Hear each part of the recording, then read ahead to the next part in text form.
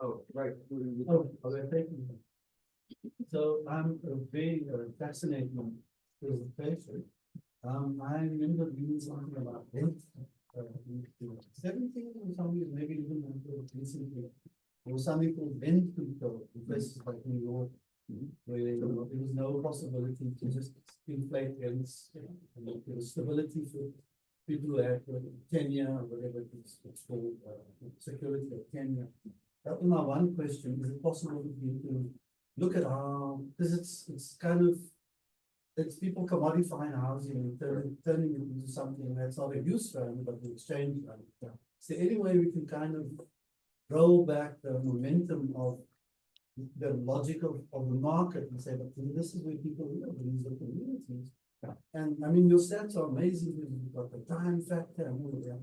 So I think it's a critical area. And then the last question is the financial crisis 2008. Yes. Because we read a lot about that. That was for homeowners, the municipality. Was that about home ownership and not renting? And was there a kind of connection between the 2008 crash and the renting? Sure. So two big questions, and I won't do the answers justice, but let me do my best. First of all, any economists in the room? There's only one, we outnumber him. Let's talk about economists and their infatuation. I'm not stereotypically economist. Okay, good. So any of you, I know the canonical view of rent control from the economics profession. They think about it as a market imperfection. They think about it as creating disincentives for the creation of housing, right? Look, I think that the research that I know on rent control is a much more balanced kind of perspective on this. There are winners and losers, to be certain, right? So if you implement a rent control, just to formally define that, that would be specifying to people who own properties that they could only increase their rents by a certain proportion in any given year, right? That's typically how it's implemented, oftentimes excluding newly constructed properties, right? So only existing stuff. To get around the problem that economists harp on, which is we will stop producing housing.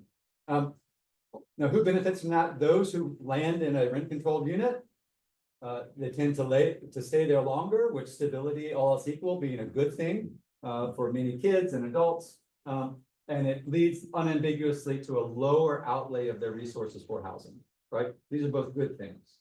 Who doesn't benefit from it? New people trying to move in, right? There is some evidence that it can curtail construction. I think that evidence is pretty weak. And so for those reasons, and given the lack of other levers that many municipal officials have, it has become a much more popular policy conversation in the context of the United States, right? There are a lot of mayors and city councils who are exploring this, in the Twin Cities included, right? And so I think it's an idea that you can debate its merits, but the lack of investment on the part of the state and federal government in this area leaves many way of real estate statistics, real estate agents oftentimes will what we call steer people towards certain neighborhoods and steer people toward others. In the United States, everyone, I know you all are in Cape Town, of course. Thank you for your warm welcome. But in the United States, these practices are still valid. Okay. Real estate agents will steer Black people toward one neighborhood and steer white people toward another. And of course, amenities will follow suit, meaning when you see certain Black neighborhoods, those neighborhoods won't get the proper funding. And in contrast, other neighborhoods will. Thanks. You can turn it. All right, here's my model.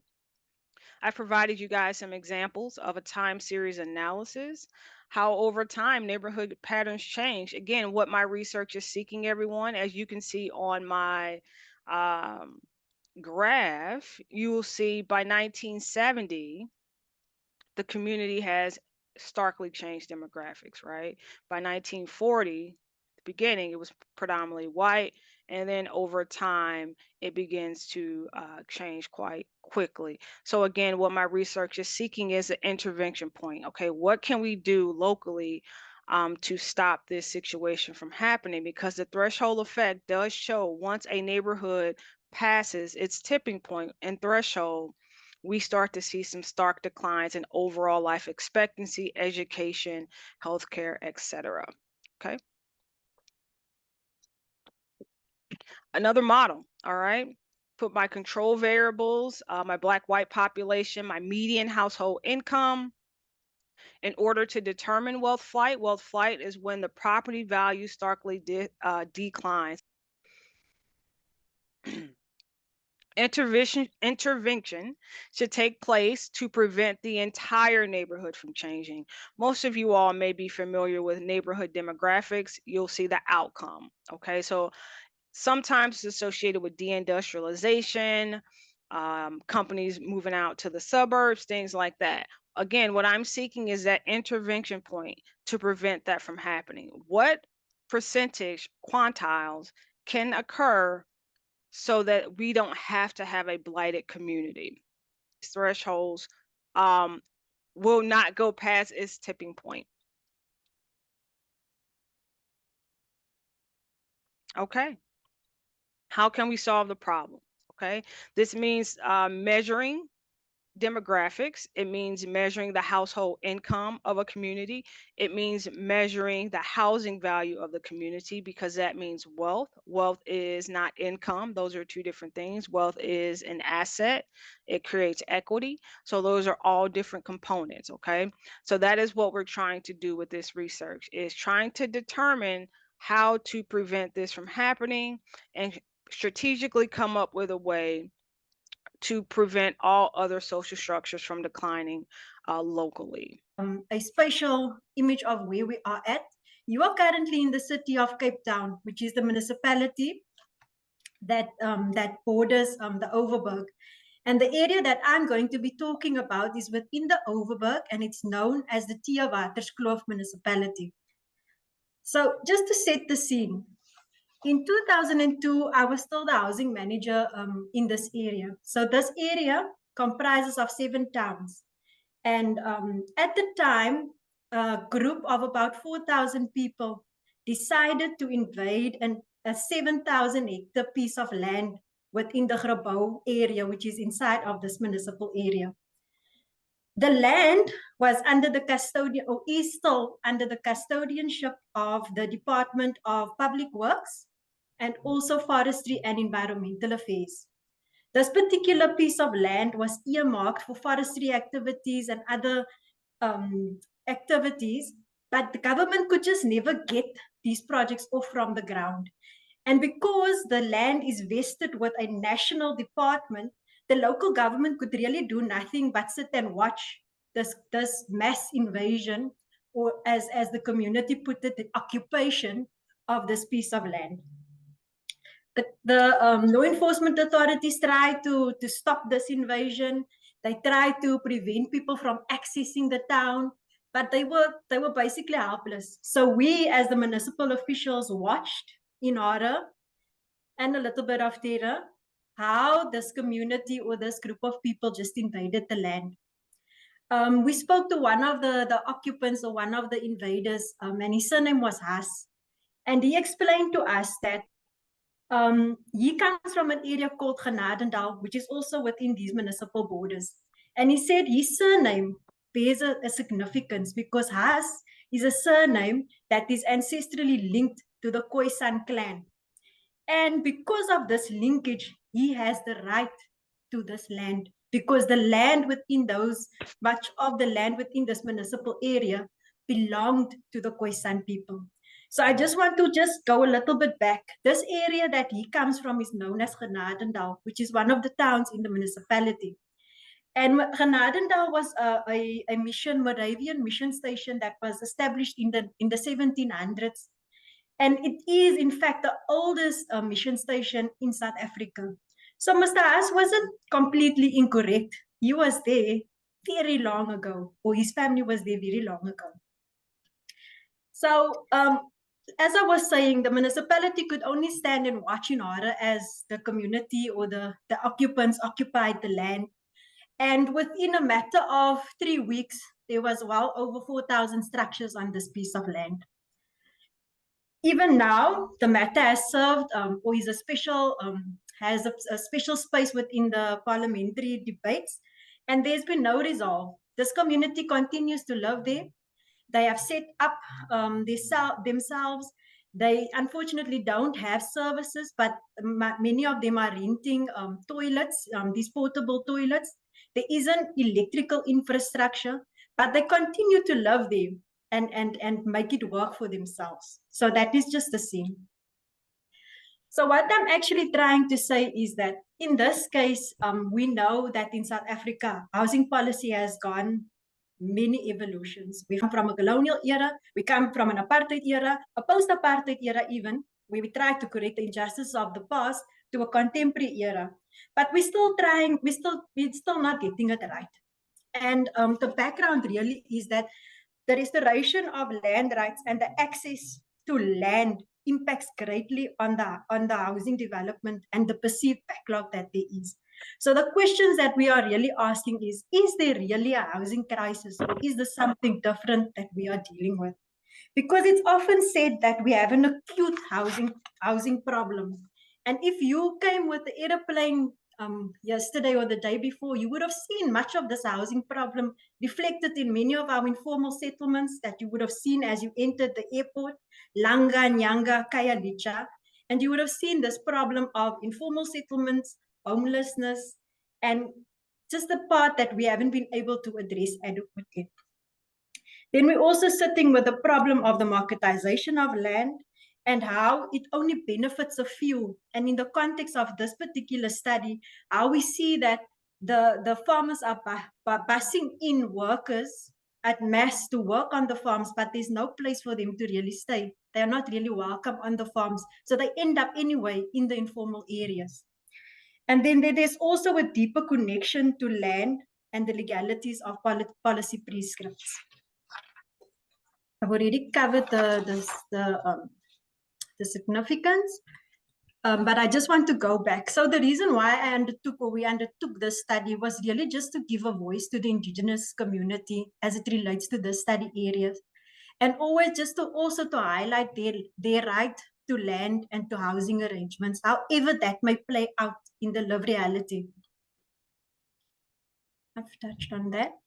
So just to come back to the study area, as I've mentioned, is Villiersdorp. So Villiersdorp is also a town within the Theewaterskloof area. It is a few kilometers away from where this mass invasion took place. And Villiersdorp is often, or it's categorized as an area with high human needs, but high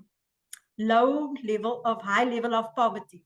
So there is low development and low poverty. But yet, Villiersdorp is one of the economic hubs within the Overberg, and also the agricultural hub within the municipality.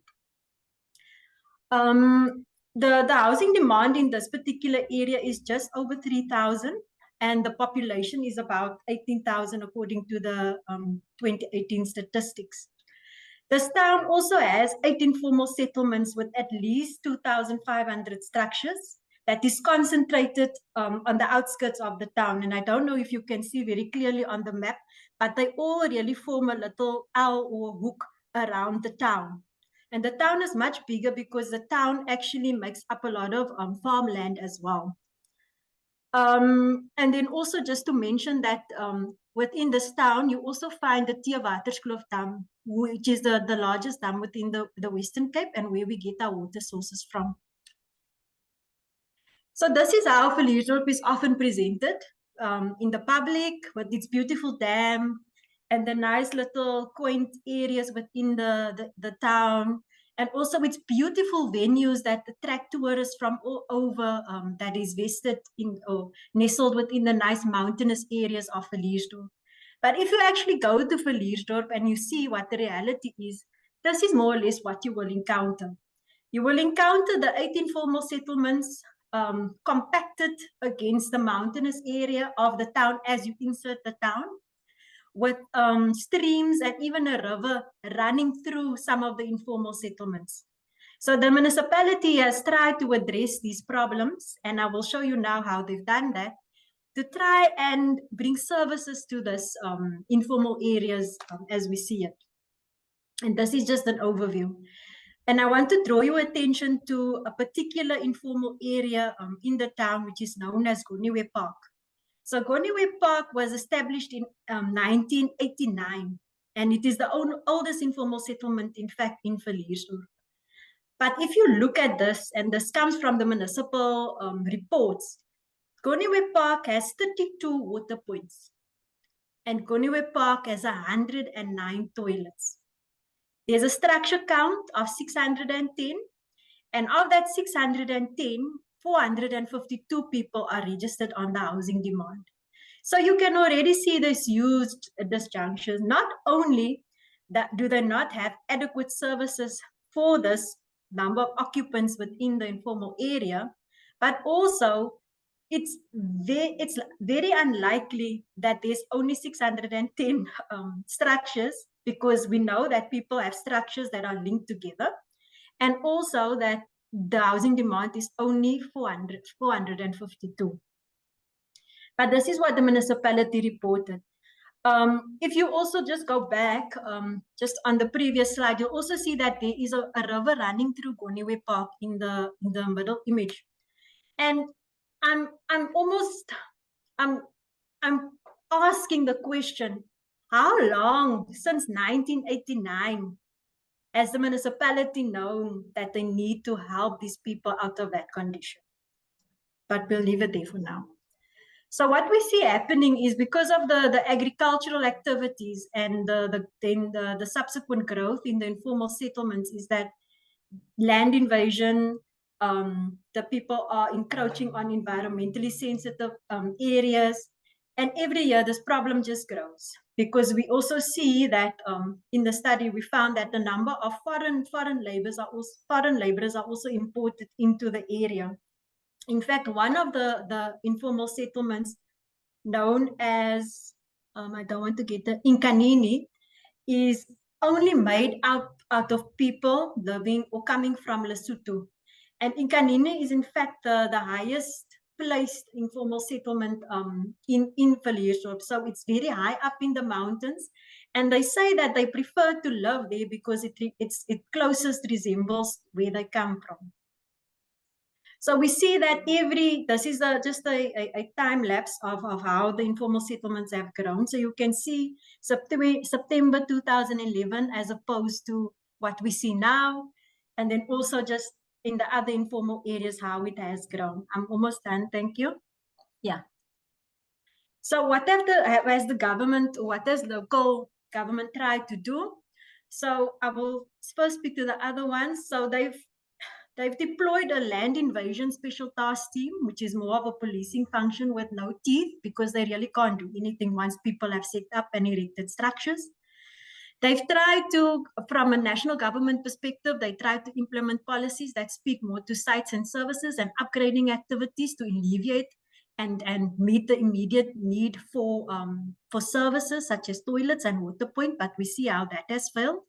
They've tried to have meaningful engagement, however you want to term that, speaking to the community, asking them what do they want in their housing development, but does that actually filter through into housing policy and how it's lived within the reality? There's much debate about land release, which has been slow.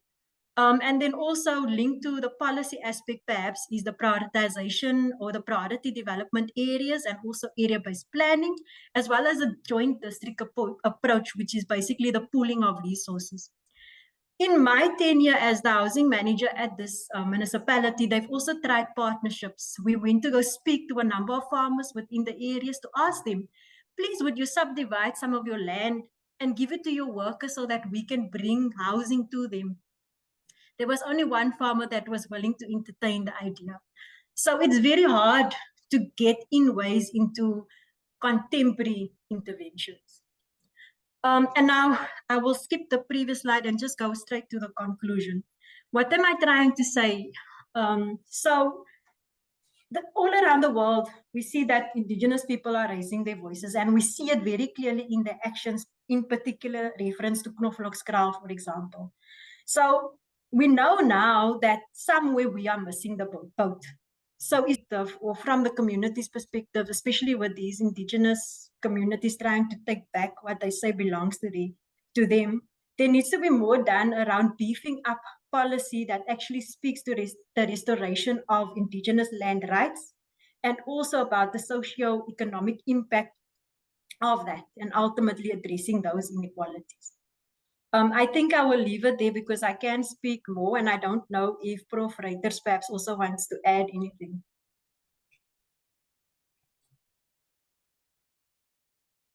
Prof indicates no. Thank you very much. Questions for the second speakers?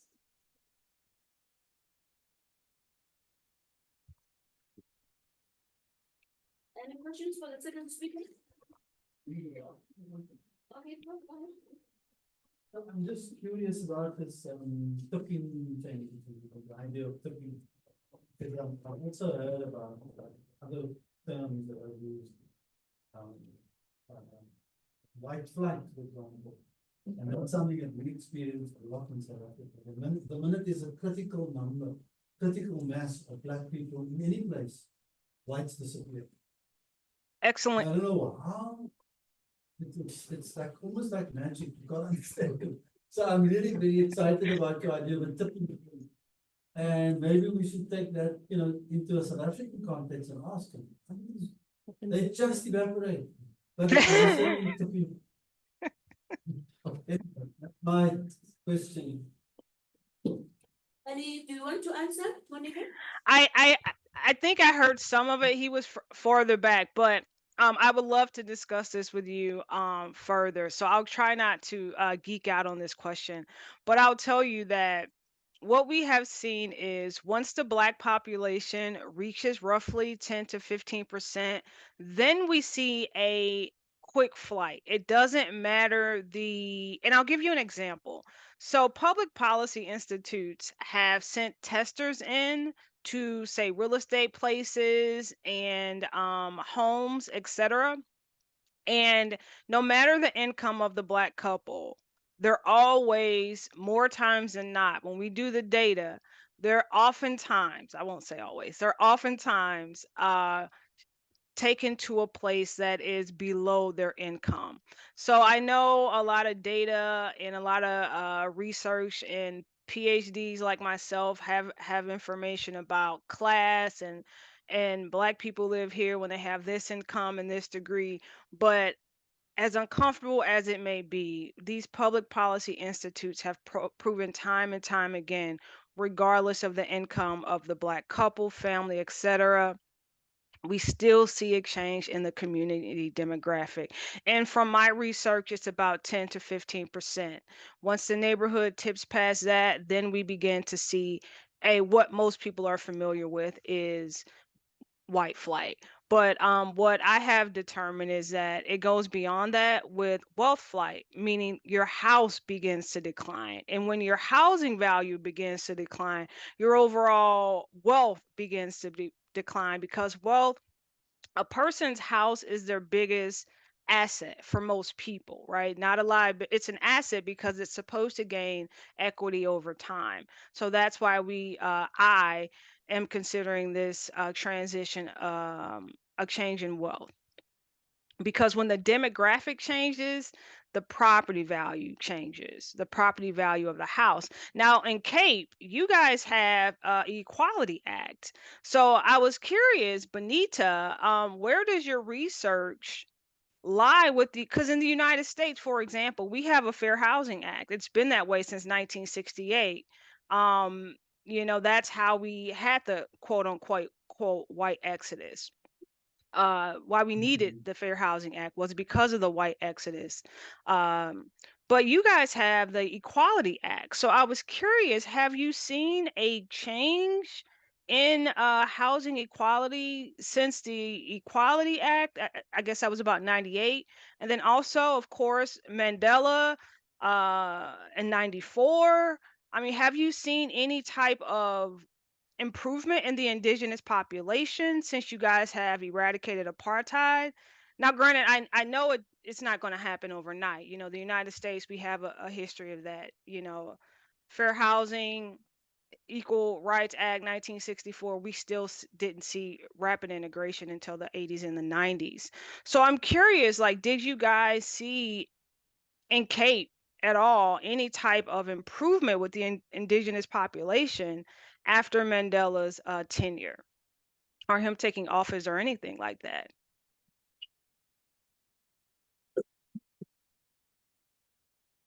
It looks like I have someone in Do you the. want to answer?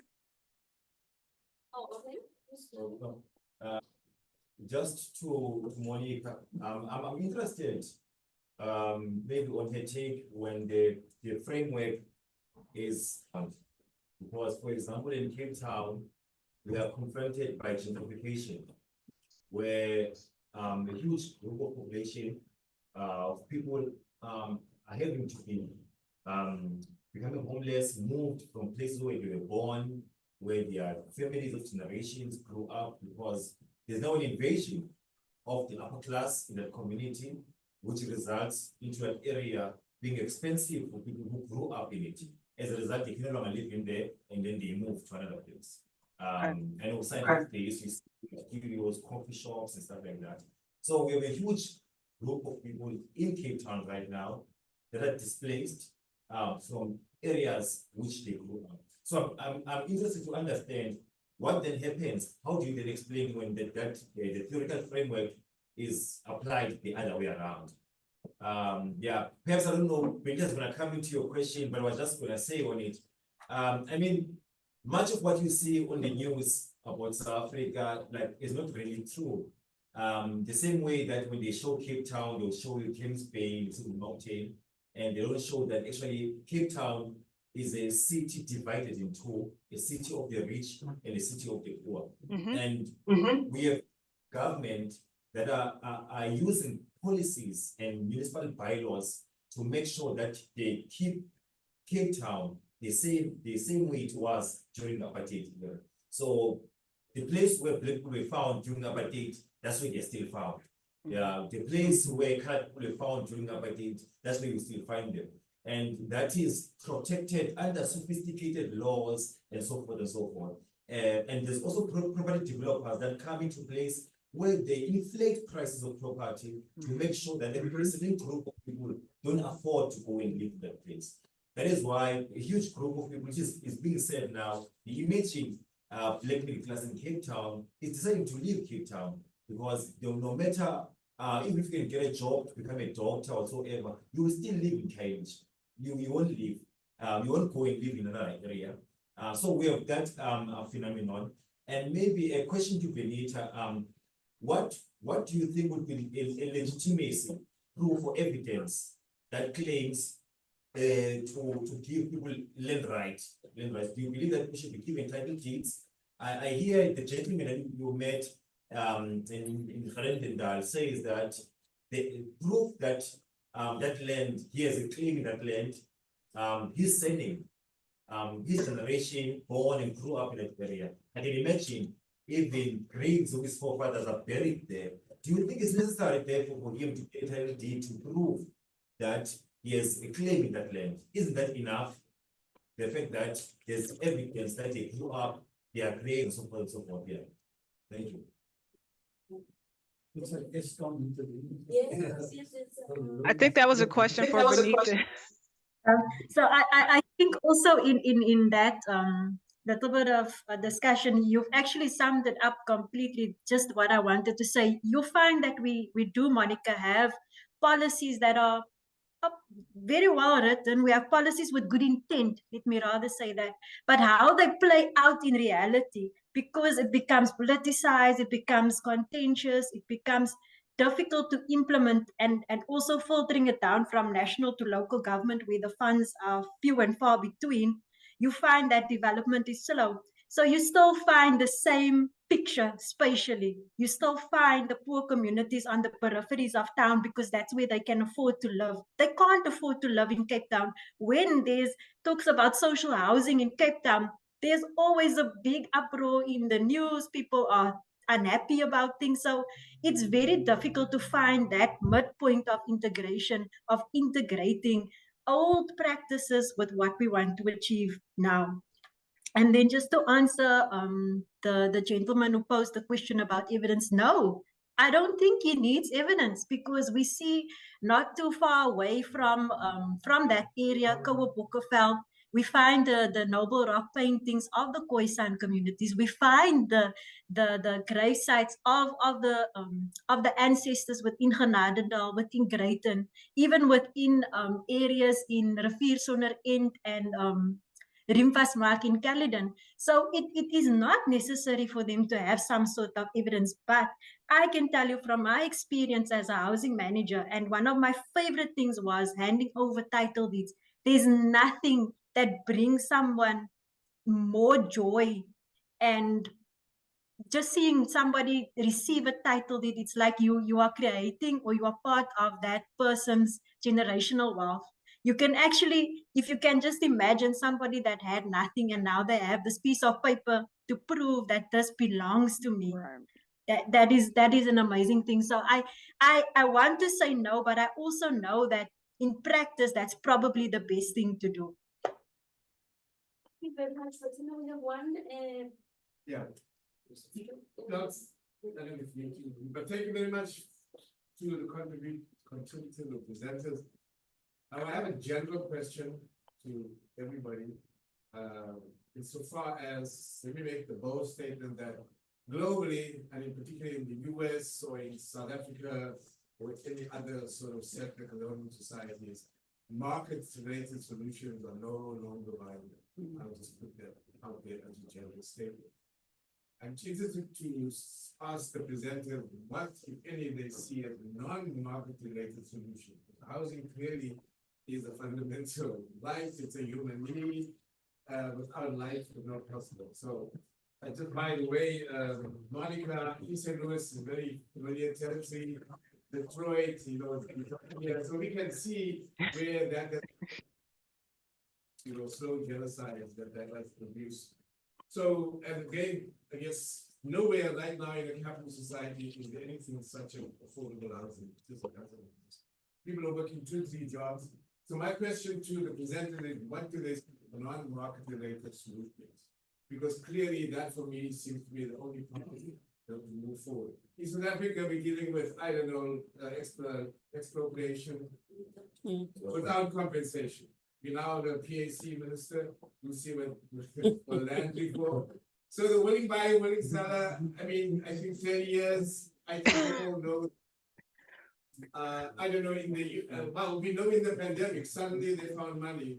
They bailed out Wall Street, they didn't bail out Main Street, and so forth. So government finds funding, wondering whether they in the areas that they work for kind of social housing, that's out of the market. So cooperative housing. So I could ask the commentators to share their visions and actual learning from that. Sure.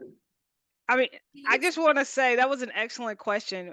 But the United States, we're also a settler colonial state as well. Remember, we had an indigenous population that was systematically, strategically wiped out, disease, violence. So we're definitely a settler colonial state as well. That history is under attack right now in the States, as you all probably know, but not in my history courses. I teach that pretty well. But from my perspective and from my research on this topic, I will tell you that it sounds like what you all are dealing with in Cape Town and the United States, we also have similarities. It's a structural issue. Okay, it's a structural issue.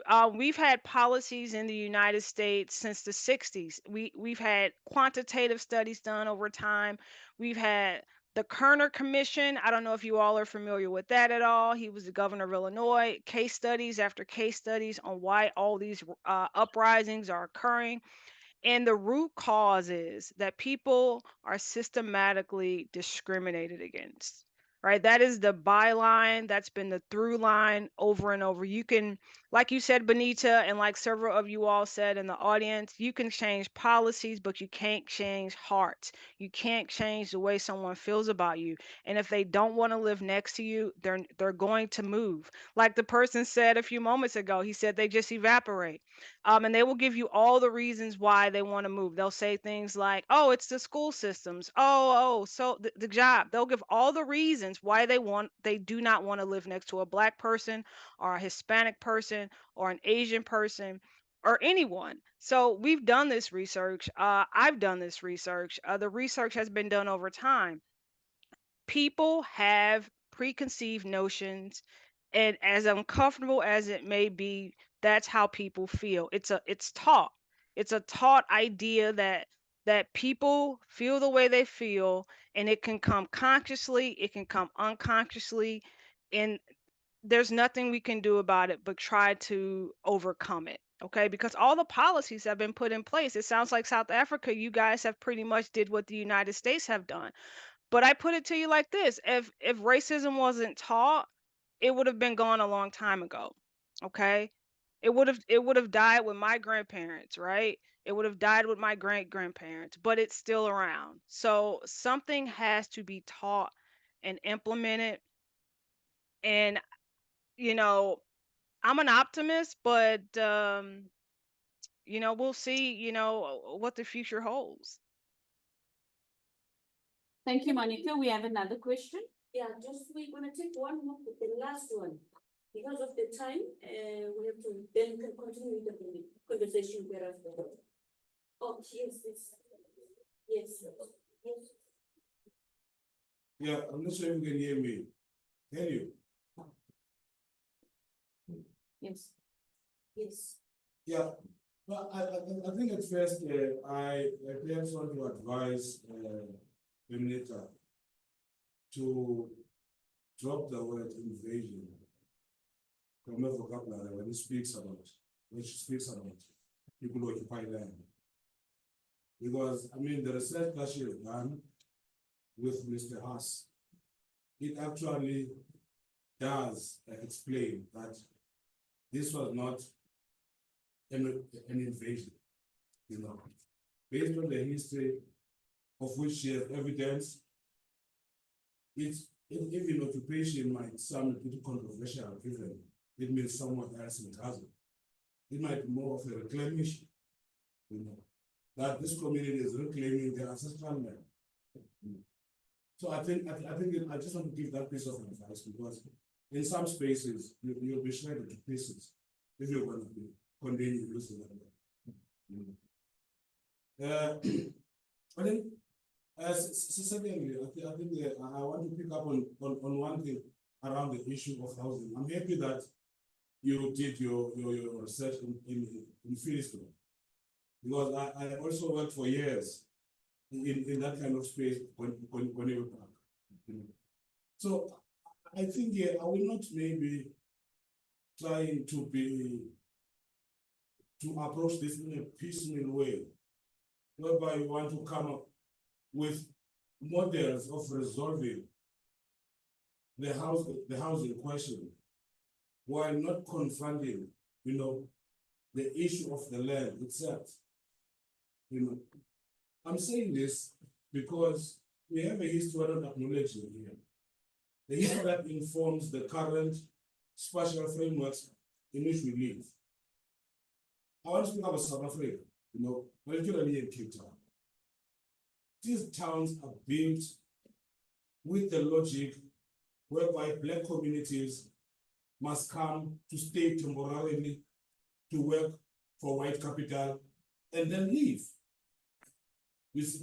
So the servicing, even the planning, right to the detail of what diameter is going to be, the houses in which they are going to live, is informed by that logic. So if we were saying you want to undo spatial apartheid geography, why are we avoiding the history that informs that very same geography? That here, working class Black communities are made to live like they are actually coming temporarily for work purposes and The full-time residential right is something that they have for generations never enjoyed. Because there is an expectation that you will work, just like it is an expectation with a mine worker and a mine compound. That come a particular time, you must vacate that space and go to live in the reserves. You see, and we work here so that we can make investments in the reserves. So I think we have not turned that corner whereby we can imagine a different community, urban community, away, which is very different from that template on which colonialism and apartheid were built. And ending. Thank you very much. Any input? I just want to thank the speaker for raising that. I also have a problem with using the word invasion, in particularly when it comes to indigenous communities or communities that have previously stayed there, let me say it like that, taking back their land. And in this particular instance, Mr. Haas used the word, we are taking back our land. He didn't call it an invasion. He didn't say reclaim. He didn't say reoccupation. He just said we're coming back to our land because it is ours. And then I just want to touch on the issue of what you said, are we not addressing, why we're not addressing the spatial issues. This is so true. In my experience in the municipality, every 4 years we update the SDF, which is what you were referring to, the spatial development frameworks. And what happens, it's really, and I hate to say this, but I'm going to be brutally honest with you. It is a paper exercise because it takes into no consideration what is happening within reality. What they want to see in the SDSF is particular areas staying and remaining the way that they are, with certain developments taking place in and around it. And then here comes housing, government subsidized housing, and you are allocated the worst areas, the worst spaces. You know services will not come because the municipal infrastructure grant is not going to reach you within 7 or 10 years. So by the time that you are actually ready to develop there, you've got your everything ready, the people have already invaded that land. And this we see over and over and over again, hence the establishment of informal settlements. And I just, sorry, Dr. Makiva, I just want to mention this. And the farmers are at the center of this problem in Villiersdorp because they bus in workers every year to come and work seasonally. And then when the season is over, they are told they must find a way within the town. And when there's people staying on the farm, and I want to make an example, they work there for 20 odd years, working the land. And when their labor is done, they are then evicted from the farm, not always following the ESTA Act. And we experience that within the municipality as well. And they are dumped within the informal settlement. And who needs to then provide services? Who then needs to provide a roof over these people's heads? It's often the municipality, or it is also the community that helps each other. So I just wanted to make that comment as well. Thank you very much, colleagues, and thank you very much to the presenters. I think it's time for us